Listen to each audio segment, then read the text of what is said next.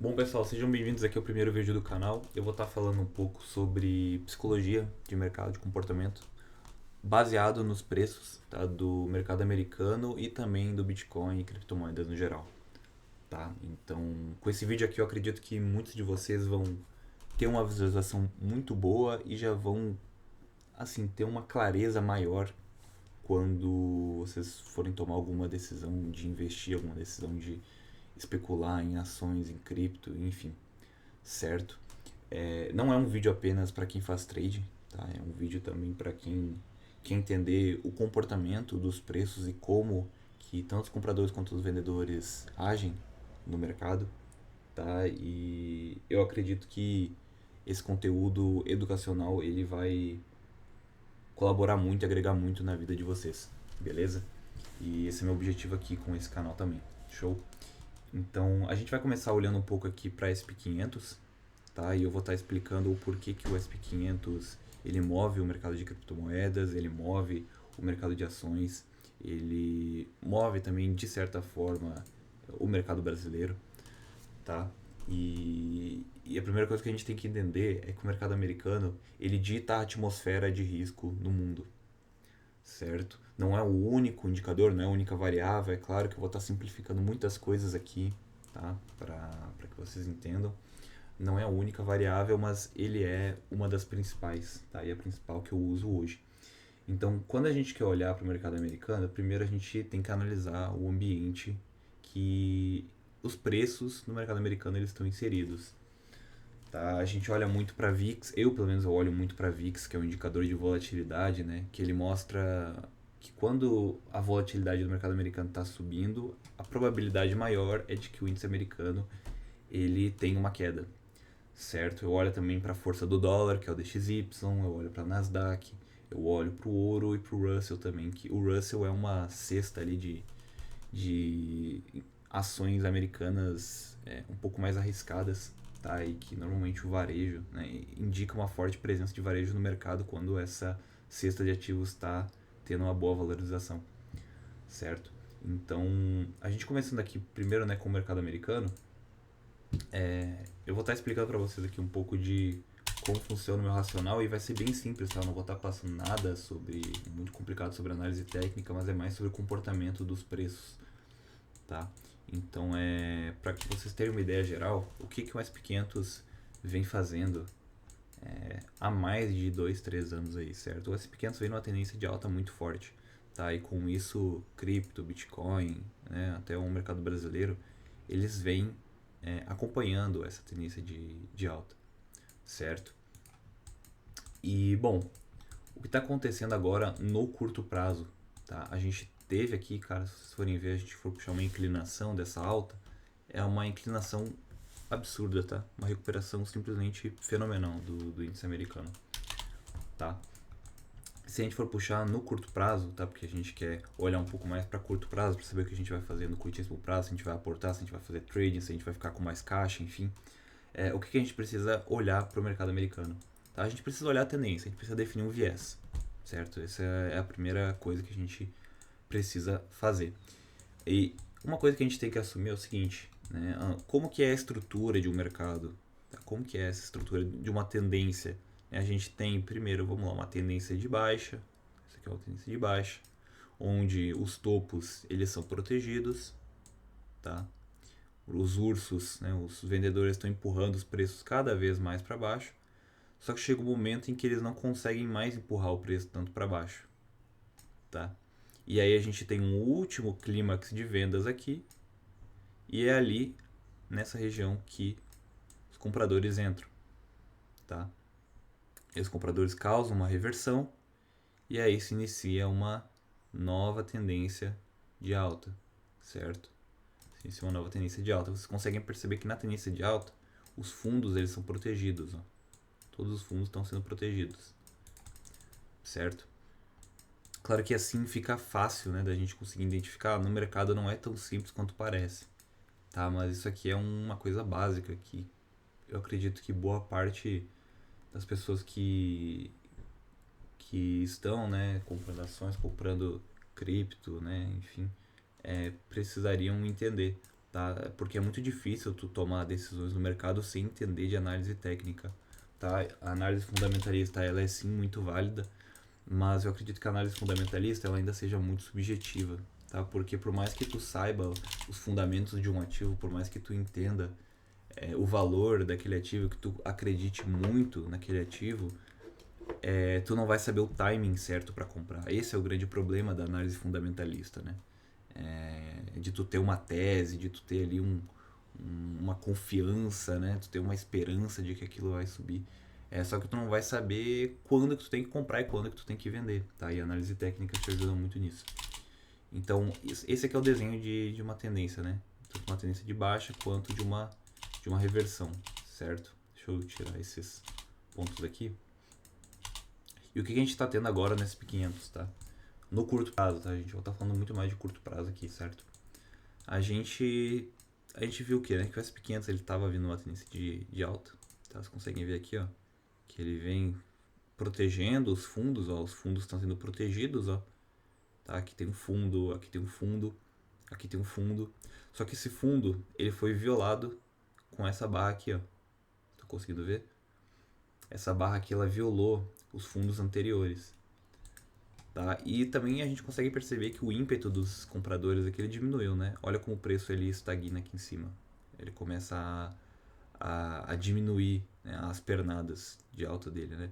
Antes ele estava fazendo pernadas assim, e aí ele começa a fazer isso aqui, ó. E aí ele vira a estrutura, ó. Ele virou a estrutura. Aqui a gente tem uma virada na estrutura de mercado, tá? A gente tinha um fundo aqui e essa vela ela violou. Essa vela aqui ela violou a estrutura do mercado, tá? Ela violou porque ela fechou abaixo. O fechamento dessa vela foi abaixo desse fundo e abaixo desse fundo. Beleza? E quando a gente tem a violação de uma estrutura que ela deveria estar sendo protegida pelo mercado, a gente pode ligar uma bandeira amarela e falar, opa, peraí que agora os vendedores eles entraram com força aqui. Ou a gente pode assumir que de fato a tendência ela já virou, tá? E a gente pode assumir que beleza, se a tendência aqui ela virou nesse ponto, então qualquer alta que a gente conseguir visualizar dentro desse range aqui de preço é uma alta para o mercado cair mais, certo? É uma coisa que a gente tem que assumir, beleza? E aí tem algumas pessoas também que podem, eu vou estar mostrando aqui o argumento contrário a isso, né? Que é o argumento que eu enxergo também, que é o seguinte: bom, o preço de fato ele violou um fundo aqui, ó. A gente tem um fundo, tá? E o preço ele invadiu e violou. E ele fechou abaixo. Aqui ele fechou abaixo. A gente tem um fechamento abaixo desse fundo aqui, ó. Certo? O preço violou, só que logo depois ele já retornou. No outro dia ele já fez o retorno para a zona, então pode indicar que os compradores eles ainda têm muito interesse em negociar aqui. E mesmo que o preço volte para cá, os compradores eles vão estar aqui para defender de novo, fazer o preço ir para cima novamente, certo? Então a gente também pode assumir isso, tá? A gente pode. Mas aqui, como eu estou dando um exemplo, eu vou assumir que o mercado americano ele está em baixa, tá? Eu vou assumir que estamos em baixa no mercado americano, pelo menos no curto prazo, e que esse movimento de baixa aqui ele vai ter um pullback, vai ter um retorno para continuar caindo lá na frente, tá? É esse o exemplo que a gente vai assumir aqui. Beleza, né? A gente tem regiões de interesse aqui, né? Pontos onde o gráfico tocou, que eu marquei também, né? Os principais pontos. E bom, a gente acredita então na tendência de baixa para SP500, né? O que isso tem a ver com olhar para as stocks e olhar também para o mercado de cripto, tá? Se a gente for operar, por exemplo, as stocks, né? A gente consegue perceber que elas vão ter uma relação muito próxima com o movimento do índice principal, que é o índice do SP500, tá? Claro que eu olho também para esses outros indicadores aqui, mas eu não vou estar explicando nesse vídeo, né? Eu vou fazer em outros vídeos explicando isso, porque senão o vídeo vai ficar muito longo, tá? Mas aqui a gente tem ações que eu tenho interesse para negociar, né? A gente tem os setores aqui que podem ser negociados, enfim, certo? Então, beleza, a gente tem um viés já para o mercado americano, a gente tem que construir o nosso viés. E nosso viés, nesse exemplo, ele é o viés de baixa. Tá? É claro que a gente pode mudar esse viés, né? Se o mercado mostrar que ele, por exemplo, quer reverter aqui, a gente tem que mudar esse viés. A gente tem que ser rápido para mudar essa nossa visão, entendeu? A gente tem que ser humilde, a gente tem que aceitar que nossa ideia não estava certa e mudar essa ideia, beleza? Então aqui, tá? O mercado americano ele tá de baixa, show. Quando a gente for olhar para Bitcoin agora, a gente já vai ter em mente isso. Então a gente vai olhar para Bitcoin e a gente vai assumir o que no Bitcoin, tá? Vamos lá. A gente tem que assumir então que se o mercado americano está em baixa, o Bitcoin também ele tende a ficar mais fraco, tá? Porque tem uma relação muito próxima entre os dois, certo? Então a gente vai traçar aqui um range, tá? No Bitcoin, que é a faixa onde o preço mais foi negociado, tá? Nessa estrutura aqui, o preço está numa estrutura, isso aqui é uma estrutura, tá? É uma estrutura lateral, mas ainda é uma estrutura, ó. Ele entra aqui, ele faz, né, o teste e tal, depois vai lá em cima e volta aqui para baixo, faz o spring e tudo mais. Enfim, tá? Então ele está nessa estrutura lateral, beleza? Uma estrutura que demonstra indecisão do que vai acontecer, tá? Só que pra gente não é uma indecisão, porque a gente já tem um viés de baixa para o mercado americano e para o Bitcoin, consequentemente, a gente também vai ter que assumir então uma inclinação baixista, uma inclinação de olhar para pontos onde a gente pode vender, certo? Como o preço está abaixo desse range principal, a gente pode sim assumir que o Bitcoin bate nessa região e vai rejeitar. Toda vez que ele bater aqui, a gente vai ver uma rejeição do preço, tá? É isso que a gente pode assumir. A gente pode sim ter esse argumento porque a gente está mais inclinado a ver uma queda, certo? Do mesmo modo, por exemplo, se o mercado americano ele vira e ele começa a entrar numa tendência de alta, né? O Bitcoin pode bater nessa região, ele pode sim rejeitar a região, mas a gente pode então assumir que essa tendência de baixa que o Bitcoin vai fazer é uma tendência de baixa mais fraca do que se o SP500 tivesse numa tendência de baixa, tá? Então, digamos aqui que SP500, né, virou, ele não está mais uma tendência de baixa, está uma tendência de alta. Então, o SP500 está uma tendência de alta.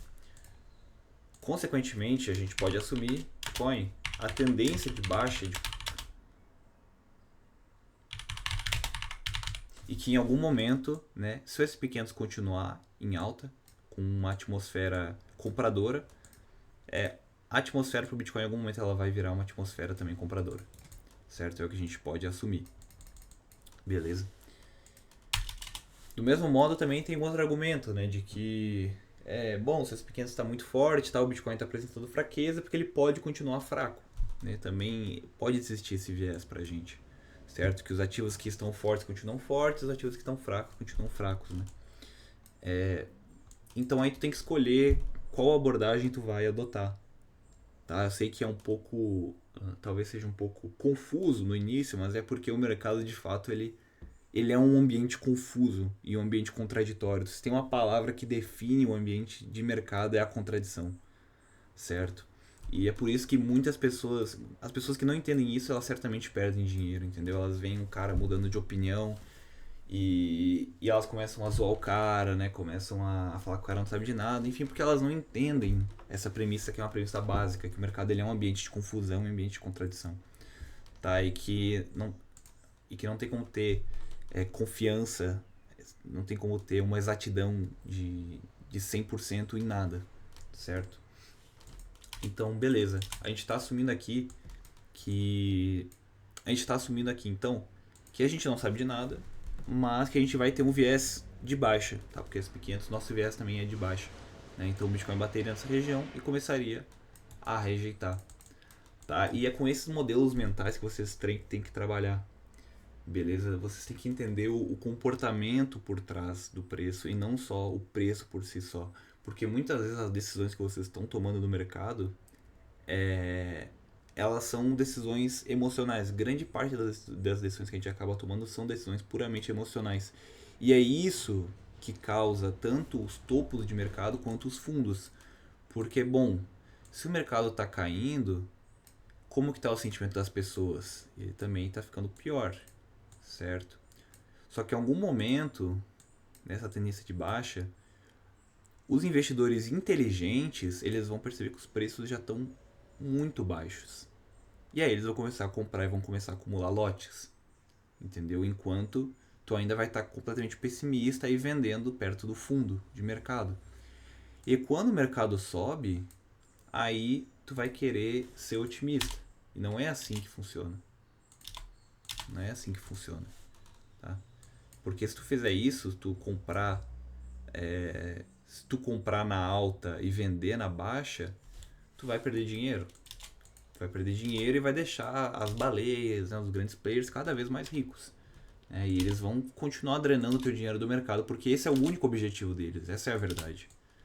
O único objetivo desse tipo de movimento aqui, tá? Esse tipo de movimento aqui, ó. O único objetivo desse tipo de movimento aqui também é tirar as pessoas do jogo, tá? É tirar as pessoas do jogo. E para tirar as pessoas do jogo, tu pode fazer de dois jeitos. Tu pode fazer através do preço ou através do tempo, tá? É muito exaustivo quando o preço, ele não tá subindo, mas ele tá caindo assim, ó. Cai devagar, porque é um sofrimento lento. Tá? A gente prefere muito mais que o preço faça isso aqui e retorne rápido do que ele caia devagar, né? E depois ele comece a retornar também devagar. Beleza? E isso também é um pouco a questão de ter o domínio da virtude da paciência, né? De tu dominar a paciência e trabalhar em cima da tua impaciência. Tá? É uma coisa muito importante, certo? A gente consegue perceber aqui que, cara, a quantidade de pessoas que compraram esses fundos, tá? Imagina o cara que comprou o fundo aqui, o cara comprou fundo aqui, comprou fundo aqui, comprou fundo aqui, comprou fundo aqui, e ele viu ainda o preço cair mais quase 20%. Tá? E eu tô falando de lotes grandes, o cara que comprou em lotes grandes aqui. Tá? O cara fez 5 compras em uma região que era uma região muito boa de compra, tá? Uma região muito boa de compra. Né? E que ele passou muito tempo acompanhando essa região, ele passou muito tempo olhando o preço dentro dessa região e o preço simplesmente quebra para baixo. O preço começa a quebrar para baixo, assim. O que esse cara vai pensar? O cara que é impaciente. Ele vai querer vender, entendeu? Ele vai sair, ele vai estopar, ele vai... Entendeu? Ele vai se esquecer. Primeiro que ele vai se esquecer porque que ele comprou 5 vezes, né? Ele vai se esquecer da convicção que ele tinha. Tá? É o que é a manipulação que os grandes players fazem com o psicológico do varejo é essa. Tá? É fazer o cara se esquecer o porquê que ele comprou aqui com tanta convicção. Né? E se o cara comprou com convicção aqui, por que aqui ele vendeu? Tá? Isso aqui é o famoso shakeout. Tá? É o shakeout, onde os grandes players tiram o varejo do game. Tá? Isso aqui é induzido, tá? Isso aqui não é aleatório não, tá, gente? Isso aqui é proposital, tá? E bom, aqui, né, confiança. Aqui o cara tá confiante. Deixa eu fechar aqui, tá tocando mais alarme. Aqui o cara tava absolutamente confiante. Vamos botar aqui que ele tava confiante. E aqui ele foi chacoalhado do mercado. Beleza? Para depois ele ver as máximas sendo renovadas. E você consegue perceber que isso aqui também demorou bastante tempo. Demorou bastante tempo para isso acontecer, tá? A gente teve uma quebra aqui, ó. Aqui também teve, né, uma acumulação pequena e a continuação da alta, certo? E é assim que funciona o mercado de alta, tá, gente? O mercado de alta ele funciona assim. O preço no mercado de alta ele não sobe tão rápido quanto no mercado de baixa. Tá? No mercado de baixa a gente tem altas muito mais fortes do que no mercado de alta. Beleza? E da mesma forma, os topos, quando são formados topos em um mercado em alta, né, quando o topo é formado, é um topo lento, é um topo que demora muito tempo para ser formado. Não é um topo que acontece com quedas rápidas, entendeu? Se o mercado está em tendência de alta, né, o que o cara que comprou aqui embaixo ele quer que aconteça? Ele quer que ele quer que existam compradores aqui em cima, certo? Para ele poder ir vendendo aos poucos. Então ele não vai simplesmente vender todos os lotes dele para fazer o mercado despencar e todo mundo vai se desesperar se tiver uma queda assim. Então o cara que comprou grande lá embaixo, que acumulou muitos lotes,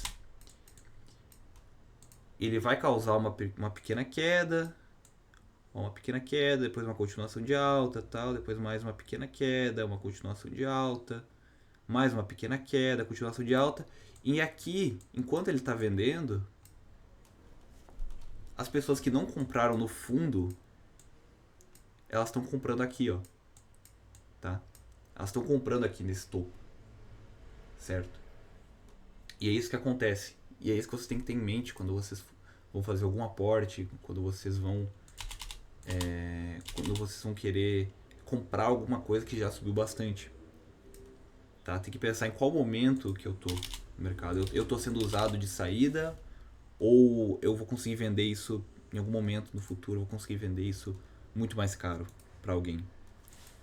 Certo? Porque, de fato, cara, os grandes players, as baleias, os market makers também, eles utilizam muito dessas movimentações no mercado, desses shakeouts, e eles brincam muito com o sentimento das pessoas para que as pessoas percam dinheiro e para que eles ganhem, tá? Porque no mercado, o mercado ele é um jogo de soma zero, então para alguém ganhar, outra pessoa tem que estar perdendo, tá? Essa que é a realidade. Então esse flush também que a gente viu na sexta-feira, onde muita gente perdeu dinheiro, muita gente perdeu dinheiro da família e tal, que é de fato muito desesperador, né? Os market makers, né, os grandes players aí, eles não estão nem aí para isso. Eles não estão nem aí, né? Se o varejo perdeu muito e tal, o que eles querem é dinheiro no bolso deles. E normalmente esse dinheiro vem das pessoas que têm menos capital, tá? Então, cara, pelo amor de Deus, se tu tem pouco capital, não sai apostando sem estratégia, sem saber quando que tu vai vender, sem ter stop loss. Não faça isso, velho. Não faça isso. Porque se tu entrar com a mentalidade de fazer DCA, por exemplo, e um ativo que tá numa tendência de baixa, velho, o que tu tá fazendo aqui? Tu tá comprando uma coisa que tá caindo, que claramente tá em queda, velho. Por que tu vai comprar um ativo que só cai? Se não é uma coisa que tá dentro da tua estratégia, velho. O ativo só cai, o ativo faz isso aqui, ó. E tu tá comprando aqui, tu compra aqui. Tu compra aqui. Pera aí que meu desenho tá muito feio, né? Tu compra aqui. Tu compra aqui. Enquanto isso, velho, o cara que comprou aqui embaixo, o cara tá vendendo pra ti, velho. Entendeu? Sendo que a tendência claramente já virou. A tendência do ativo ela já virou, velho. Tá? Então muitas vezes aqui o melhor momento pra tu sair, né? Beleza, tu comprou aqui, ó. Cara, se tu vê de novo que o fundo aqui foi renovado, velho, sai fora, vende. Vende com prejuízo, entendeu? As pessoas falam pra não realizar prejuízo, porque você só tem prejuízo se você vender. Cara, isso não é verdade, velho. Não é verdade. Isso é mentira. É mentira, entendeu? Não é verdade. Tá? Não acreditem nisso. Não acreditem nisso de rodar eternamente, de fazer DCA, porque é isso que as baleias querem que vocês façam, tá, velho? Então acho que por esse vídeo é isso, tá? Foi bastante conteúdo aí. E eu acho que dá pra vocês tirarem muita coisa útil disso tudo que eu falei hoje. Tá? Se vocês gostarem do conteúdo, considerem se inscrever no canal, deixar um like e logo mais eu vou estar soltando mais um vídeo aí pra ajudar vocês. Fechou? Até o próximo.